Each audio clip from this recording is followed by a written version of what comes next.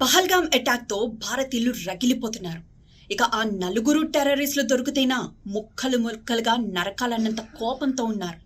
ఇక Pakistan India border దగ్గరైతే ఇప్పటికే కాల్పులు మొదలైపోయాయి. ఇక కొన్ని రోజుల్లో యుద్ధం మొదలవుతుందేమో అన్న సిచ్యువేషన్స్ ఉన్నాయి. ఇలాంటి టైంలో పాకిస్తాన్ సిటిజన్స్ ఏం చేస్తున్నారో తెలుసా? మీమ్స్ బాంబులు వేస్తున్నారు, నవ్వులు పూయిస్తున్నారు. ఒక్కొక్కళ్ళు ఒక్కొక్క మీమ్తో నవ్విస్తున్నారు.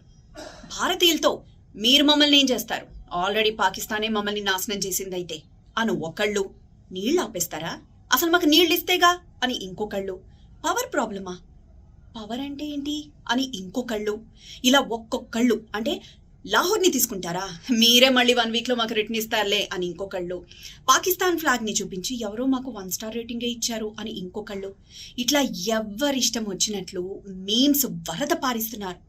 ఈ సిచ్యువేషన్ చూసి పాకిస్తాన్పై కోపం పెంచుకోవాలా, పాకిస్తానీలు అంటే అక్కడ బతుకుతున్న వాళ్ళ జీవితాలు ఇంత దుర్భరంగా ఉన్నాయా అని జాలి పడాలా, లేకపోతే ఇక్కడ మన ఇండియాలో అటాక్ చేసిన దానికి కోపంతో రగిలిపోవాలా, ఏం అర్థం కాని పరిస్థితి.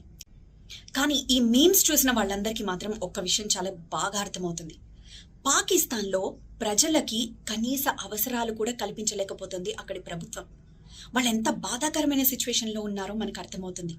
జాలి పడుతున్నారు చాలా మంది వాళ్ళ సిచ్యువేషన్ చూసి.